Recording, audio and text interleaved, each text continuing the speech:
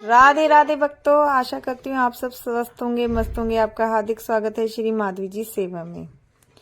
आज मैं आपको कथा सुनाने जा रही हूँ मोक्षदा एकादशी की, जो इस प्रकार है।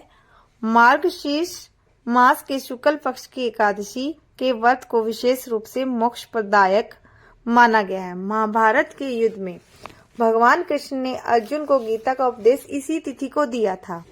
यही कारण है कि मोक्षदा एकादशी को गीता जयंती भी मनाई जाती है। आज भगवान कृष्ण के दामोदर रूप की पूजा की जाती है। इस व्रत का विधान भी उत्पन्ना एकादशी के समान ही है।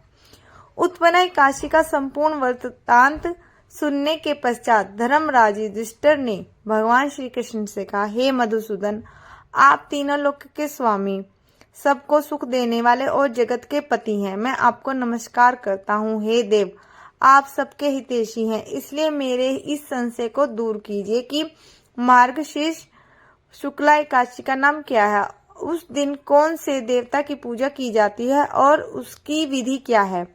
भगवान, आप मेरे प्रश्नों का विस्तार पूर्वक उत्तर देने की कृपा कीजिए। भगवान श्री कृष्ण ने उत्तर दिया, हे धर्मराज, तुमने बड़ा उत्तम प्रश्न पूछा है। इससे आपका यश संसार में फैलेगा, सो आप ध्यान पूर्वक सुनिए। मार्गशीर्ष शुक्ला एकादशी अनेक पापों को नष्ट करने वाली है। इसका नाम मोक्षदा एकादशी है। इस दिन दामोदर भगवान की धूप, दीप, नैवेद्य आदि से भक्ति पूर्वक पूजा करनी चाहिए।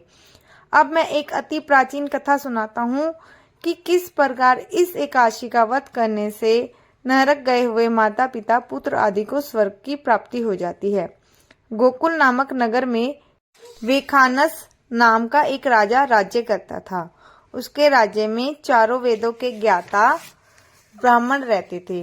वह राजा अपनी प्रजा का पुत्रवत पालन करता था। एक समय रात्रि को स्वप्न में राजा ने देखा कि उसका पिता नरक में पड़ा है। स्वप्न देखकर राजा को बड़ा दुख एवं आश्चर्य हुआ और प्रातःकाल होते ही विद्वान ब्राह्मणों से अपने स्वप्न की बात कही। राजा ने कहा, हे ब्राह्मणों, रात्रि को स्वप्न में मैंने अपने पिता को नरक में पड़ा देखा है और उन्होंने मुझे कहा है कि हे पुत्र, मैं नरक भोग रहा हूँ, मेरी यहाँ से मुक्ति करो। आप लोग मुझे कोई ऐसा तप, दान, व्रत आदि उपाय बताइए जिससे मेरे पिता की मुक्ति हो जाए। उस पुत्र का जीवन व्यर्थ है जो अपने माता पिता तथा पूर्वजों का उद्धार न कर सके।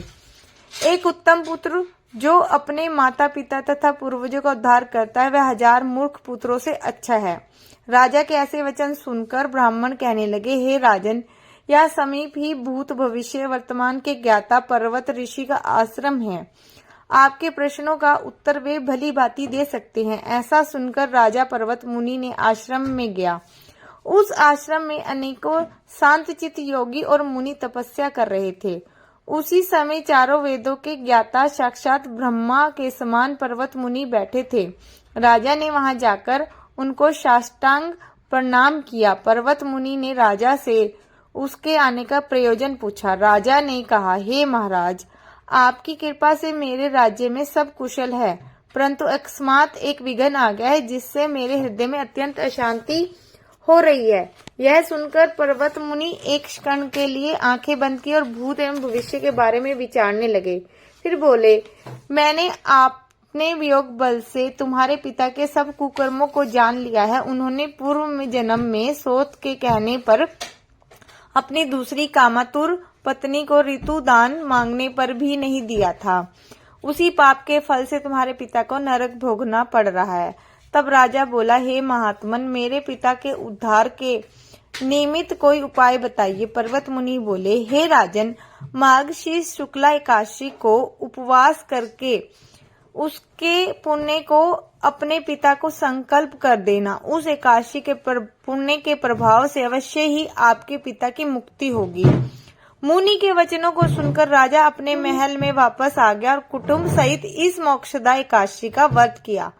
फिर उस उपवास के पुण्य के प्रभाव से राजा के पिता को नरक से मुक्ति मिल गई और वह स्वर्ग चले गए। मार्गशीर्ष मास के शुक्ल पक्ष की इस मोक्षदा एकादशी का व्रत करने वाले के समस्त पाप नष्ट हो जाते हैं और अंत में उसको स्वर्ग लोक की प्राप्ति होती है। इस व्रत से बढ़कर मोक्ष देने वाला अन्य कोई व्रत नहीं है।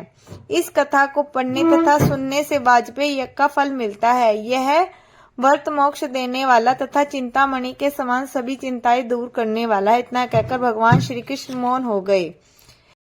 ये थी मोक्षदा एकादशी की कथा। जो इस कथा को पढ़ेगा, सुनेगा और इसका भली भांति हर प्रकार से उचित ढंग से इस व्रत को करेगा तो उसके पितरों को मोक्ष की प्राप्ति होगी। अगर आपको आज की कथा पसंद आई हो तो प्लीज लाइक शेयर सब्सक्राइब करें। राधे राधे भक्तों।